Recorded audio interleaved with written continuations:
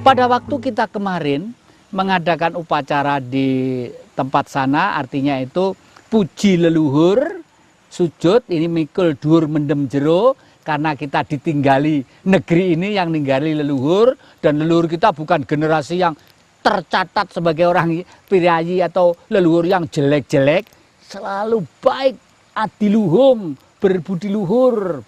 Buktinya apa? Aksara, sastra, dan peninggalan-peninggalan, semuanya demi peradaban kemanusiaan. Apa daibat? Oleh karena itu, setelah kita sesaji di tempat itu, dan ingat, kemarin sudah kami katakan, kalau yang Maha Kuasa tidak butuh bunga, tidak butuh tumpeng, tidak butuh ingkung, tidak butuh dupa, karena semua diciptakan oleh beliau. Tapi manusia, ini kan punya etika dan norma. Kita hidup tidak sendiri, apalagi bangsa kita selamanya sadar bahwa hidup itu ada kehidupan lain.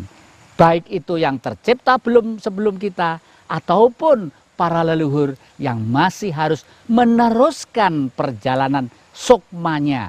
Itu grade-nya macam-macam. Maka dari itu, malam harinya kita akan mengadakan pagelaran, yaitu wayang dengan lakon Pandu Swarga.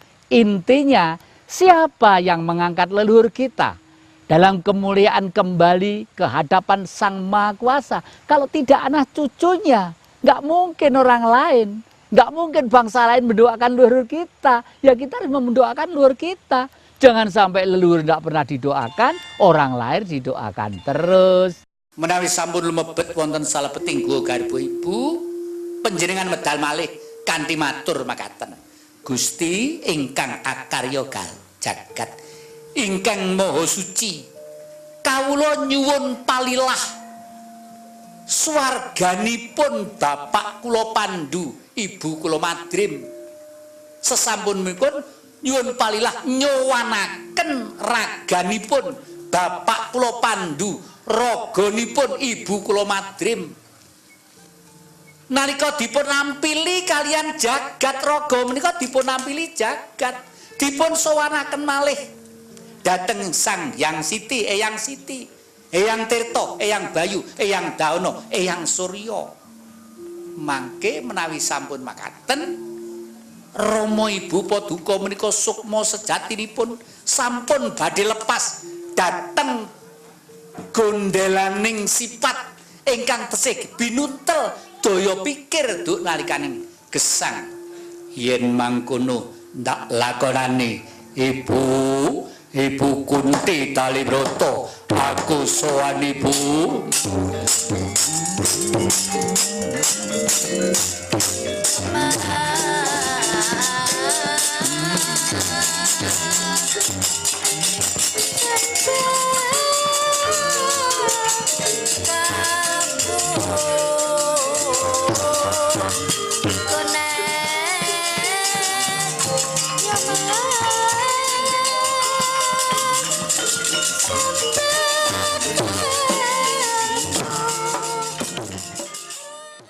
Penonton Dhamma TV yang kami muliakan, mungkin di antara kita sebenarnya tidak pernah jelas, gamblang, atau mungkin tahu bahkan mengerti tentang ruwatan. Karena ini sudah menjadi satu budaya. Sebenarnya umum, semua teori tentang kebaikan selalu ada ruwatan itu. Hanya istilahnya yang lain-lain. Di Timur Tengah ada, di Inggris sana ada, di Belanda ada, di Eropa ada, apalagi di masyarakat tradisional. Hampir semuanya ada. Ruwatan itu dari kata-kata ruwat, Ruwat itu adalah memelihara, membersihkan, mempercantik. Intinya seperti itu. Lalu kenapa mesti ada istilah membersihkan? Disinilah kesadaran bahwa manusia itu harus selalu sadar bahwa diri kita sebenarnya banyak kekurangan. Antara lain adalah kekurangan yang kita lalai kadang-kadang menghadap ke Yang Maha Kuasa. Kita lupa mengajak kepada yang lainnya. Padahal yang lainnya ciptaannya.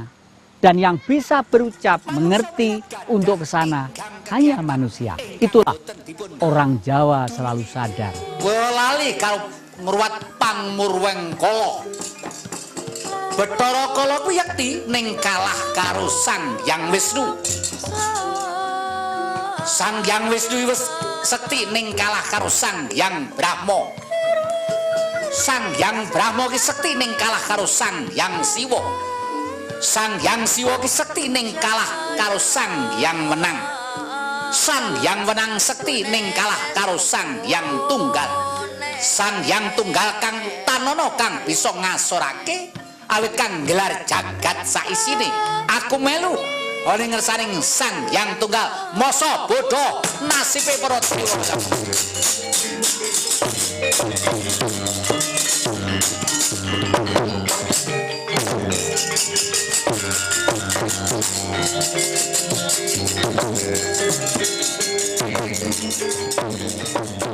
Oleh karena itu, perwujudan dari keimanan yang dicurahkan dalam bentuk kehidupan sehari-hari atas kesadaran bahwa ciptaan dari Yang Maha Kuasa dan diberi kemurahan olehnya dan diberi kebahagiaan hidup sesuai dengan apa kemauan kita, salah satunya adalah mengadakan upacara yang dinamakan ruwatan. Nah, di dalam ruwatan ini digambarkan seseorang ini pengen membersihkan diri dari unsur-unsur negatif.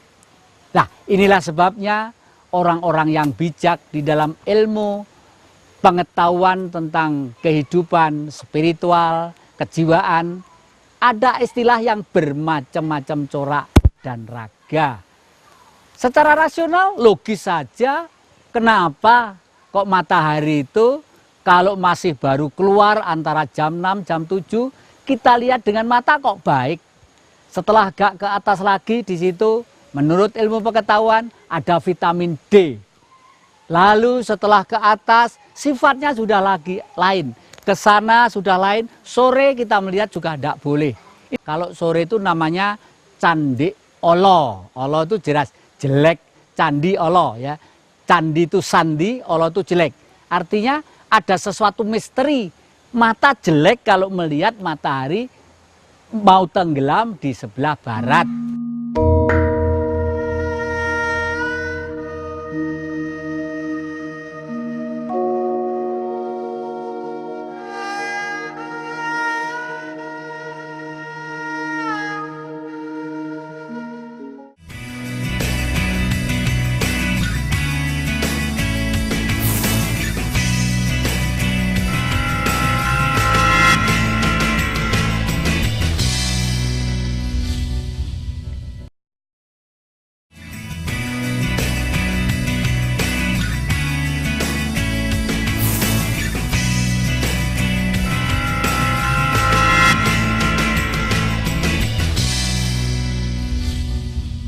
Kalau sekedar melihat ya matahari terbenam, ya tidak apa-apa. Asal tidak melihat dengan fokus. Nah, artinya alam itu sebenarnya mempunyai sifat. Demikian juga orang lahir. Demikian juga waktu kehidupan. Alangkah baiknya kalau kelahiran yang dianggap sebenarnya dalam ruwatan, kalau menurut Jawa yang sejati, anak dua diruwat, laki perempuan diruwat, satu diruwat, untang-anting kebanting, gondono dini, pendowo, pendawi, dan lain sebagainya diruwat. Sebenarnya keistimewaan itu kalau tidak dimanage, dipelihara dengan baik, itu justru akan menimbulkan suatu kehidupan yang tidak pernah dibayangkan. Misalnya ontang-anting, anak cuma satu, hanya satu. Anak satu biasanya kan manja. Kalau manja biasanya perilakunya kalau nggak ditata budi pekertinya sejak awal, dia akan minta sembarang semaunya sendiri. Ya kalau orangnya mampu, kalau tidak mampu, katakanlah orangnya kaya. Ya kalau kayanya dengan keringat, ya kalau kayanya agak sembrono, nanti jangan-jangan maaf mampu mau mengambil orang lain, mau ini dan lain sebagainya. Nah, meruat salah satu budaya di antara hidup Jawa dengan lambang-lambang wayang yang ditontonkan dengan beberapa sesaji yang diperuntukkan kepada siapa saja yang selama ini di luar kehidupan kita. Ucapan rasa terima kasih sekaligus di dalam syarat-syarat sesaji itu adalah pendidikan, ya. Misalnya tumpeng robyong atau ingkung. Tumpeng robyong tuh ada yang ini, ada yang kayak gunung, ada di bawahnya tuh lauk pauk. Lauk pauk terdiri dari ini daun-daunan, dari buah-buah tertentu, kacang-kacangan. Dan ini biasanya dikasih lombok merah begitu, ya. Ada lombok merahnya. Itu artinya apa? Inilah negeri kita. Tentang makan, sayur-sayuran, semua serba ada disiapkan untuk kita. Dan itu dari apa? Dari siapa? Dari kerucut tek dalam satu titik. Sopo iku sing ngecat abange lombok. Ayo, siapa tahu yang membuat merahnya lombok? Lombok itu kalau ndak hijau, warnanya udah dari hijau, kuning, merah. Umumnya seperti itu. Ndak ada lombok lorek, itu ndak ada, ya. Tetapi anehnya juga tanah kita 1 meter persegi misalnya, ya. Kita tanami dengan bermacam jenis, ada tomat, ada jambu, ada padi, ada singkong, 1 meter. Loh, kenapa tumbuhnya mesti lain-lain? Yang padi tetap merasa padi, ya. Yang tomat merasa tomat, yang singkong merasa singkong. Artinya hidup ini sebenarnya bukan sulapan. Hidup ini adalah evolusi, aksi dan reaksi. Meskipun Sang Maha Pencipta yang menciptakan, tetapi titah-titah primer atau makhluk-makhluk yang tidak kelihatan inilah, mulai dari alam kadewatan yang tinggi sampai mereka yang terrendah, mereka mempunyai kewajiban masing-masing. Fungsinya satu, mengabdi kepada manusia. Nah, ruatan di samping mengingatkan kepada kita pelaku yang diruat, sekaligus kita mengucapkan terima kasih. Dan yang diruat biasanya kalau orang bersih itu tidak mungkin punya cita-cita, udahlah negara Indonesia itu tawur aja, udahlah kita itu rebutan panganan aja, nanti kalau makan nunggu aja orang lain memberi amal-amal seleranya setahun sekali. Tidak seperti itu kan, semua mesti punya cita-cita. Alangkah indahnya kalau kita hidup damai, sejahtera, kesejahteraan, kedamaian, dan kemerdekaan ada di negeri kita. Nah, ruatan tidak harus mengeluarkan biaya besar, ada ruatan yang dengan doa, ada ruatan dengan pagelaran, ada ruatan dengan corak ragam, tapi semua intinya sama. Hanya kebetulan yang berada di Pulau Jawa ini melakukan ruatan seperti itu. Biasanya adegannya dalam ruatan ini yang asli, ya, yang sekarang kan Bathara Kala itu ngejar-ngejar anak buahnya yang dipimpin oleh ibunya. Dia kawin dengan ibunya Uma, begitu, hidup bersama-sama. Dia mempunyai anak, ya, anaknya itu biasanya mengejar-ngejar anak-anak yang nakal-nakal, orang yang salah-salah atau kelahiran salah akan menjadi mangsanya. Ini yang tidak cocok dengan konsepsi Jawa. Karena ini seakan-akan menghapus kebenaran. Seakan-akan Purwakala itu hanya kelompok-kelompok ambisius yang pengen memangsa kepada umat manusia, padahal manusia makhluk yang dimuliakan oleh Sang Maha Kuasa. Padahal titah primer mengabdi kepadanya. Ini dirubah. Nah, di dalam Padepokan Wangon ini mulai meluruskan kembali bahwa ontang-anting istimewa. Bagaimana tidak istimewa? Wong anak cuma satu. Nanti kalau ke dokter cuma membiayai satu, ya toh? Nanti sekolah cuma membiayai satu. hartanya bisa ditabung untuk kesejahteraan. Mungkin kalau lebih dibagikan kepada mereka ya yang belum mampu dan belum punya. Itu konsepsi ini di Jawa sudah ada, kegotong royongan sebagai embrio lahirnya Pancasila.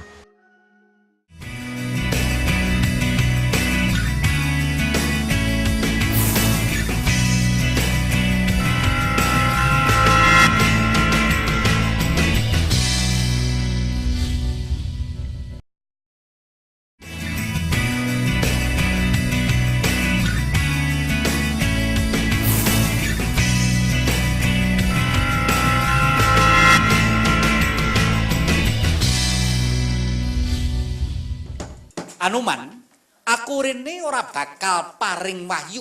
Aku mrene ora bakal paring kanugrahan. Aku mudhun ing Arcapada dadi dutaning Rama Pikulun Pramesti Guru sing isine supaya Bratasena ing galeren anggone madeg pandhita malah ngaku dadi jeneng dewa awit kayangan Salendra Bawana saiki akeh tanem tuh sing padha alum. Widodara widodari kabeh padha ora bisa nglawat nganti kaya-kaya wis kelangan bayu sunune. Nggih nyuwun pangapunten. Yektosipun kula menika namung sak dermi dados cantri ing Profesor Dr. Adolf Sebastian dari Jerman dalam bukunya yang dibuat sekitar tahun 1890-an beliau mengatakan kalau anak cucu bangsa yang ada di ujung sungai Indus, ya, Indus Island, ya, ujung sungai Indus artinya palung dari Gangga sana dari di India itu ada di sini lalu menjadi pulau-pulau ini. Jadi kalau kita sekarang berantas seperti Sidoarjo itulah, itu dulu itu adalah delta. Kita menjadi pulau-pulau ini sekarang dan sebelum itu ada Atlantik. Yang di sini pula, tapi yang terakhir menjadi itu. Beliau mengatakan, kalau anak cucu bangsa-bangsa yang ada di negeri Indus Island, ya, islands itu pulau, ya, Indus itu sungai ini, sungai Indus dari India, sekarang aja jadi Sumatera, Jawa sendiri. Dulu begitu. Nah, ini nanti bangkit, orang sedunia itu tidak ada yang mengalahkan. Karena apa? Ya karena semua kidung tadi itu disairkan di sini. Dan kidung yang menjadi Mahabharata dan Ramayana dari Begawan Walmiki yang ada di Indonesia. Sekarang sudah mulai kita gali lagi pelan-pelan. Beliau ternyata nama aslinya adalah Romo Simo Singoro Wonokerto. Anggenipun gelar perang agung duk nalikaning sekipu minggah wonten ing kayangan. Prabu Nirwata Kawaca sagedipun perjayani dening Pasopati, dening menapa janjinipun dewa nalika samanten badhe ndamel pangayoman katentreman tumraping para kawula dasih ning nyatanipun kok mboten. Pramila menawi mboten pikulun Pramesti Guru piyambak ingkang mandhap kula mboten saged nampi pikulun. Anuman, kowe iki ngerti kok sing teka iki para dewa. Aku dewaning geni. Aku sing jaga kawah Candra di muka. Iki kunci-kuncine tak gawa. Kowe engko lek pengen tak godhog ana kawah Candra di muka, lambemu aja nyecipris wae. Kados pundi menika wa menapa mangke mboten kenging welas. Beliau menjadi raja dinasti Sailendra yang pertama, memimpin negaranya tahun 1119 sebelum Masehi, baru lengser tahun 401 sebelum Masehi. 700 tahun umur beliau panjang. Setelah turun dari raja memberah mana di Gunung Penanggungan, makanya di sana disebut Satrio Mungkur. Nah, beliau tafakur ada di atas dinamakan Kendali Sodo. Pada waktu beliau menyusun Kidung Agung itulah bercerita tentang manusia yang punah karena peradaban. Dan manusia harus dipunahkan oleh alam. Karena alam berjalan sesuai dengan proses hukumnya. Mestinya manusia sebagai jagat cilik mikrokosmos harus menyatu. Getaran-getaran gerak rasanya dengan makrokosmos. Dan kunci ini ada Kidung Agung yang dibawakan oleh Ki Dalang di tengah malam. Bumi gonjang ganjing, langit kelap-kelap, katon lir guncange ngalit, risang mawe gandrung. Begitu ada orang yang selalu tafakur, selalu samadi, selalu memohon, selalu mengheningkan diri supaya mikrokosmos itu tidak terus menguasai sang suci di dalamnya. Akhirnya begitu terkuasai, elektron dan cahaya ini menyatu dengan semesta alam. Terbacalah apa yang akan terjadi. Nah, bumi gonjang ganjing, ini gempa bumi besar, langit kelap-kelap, halilintar besabaran, tawar, katon lir guncanging alit, kelihatan hati kecil, risang mawe gandrung. Artinya selalu sujud, bukan gandrung karena wanita. Oh itu Maharsi Agung kok, Begawan Walmiki, sang Brahmana. Ini gitu ya. Itu begitu lalu diajaklah mereka untuk menyelamatkan diri di suatu tempat di gunung yang kiri kanannya subur, airnya gemerisik, tanahnya gemah ripah loh Cinawi. Ki Dalang mengatakan surep toto pitono anenggih negari punding kang kaiko adi dosa purwa eko sawiji adilinuweh dosa 10 purwa wiwitan.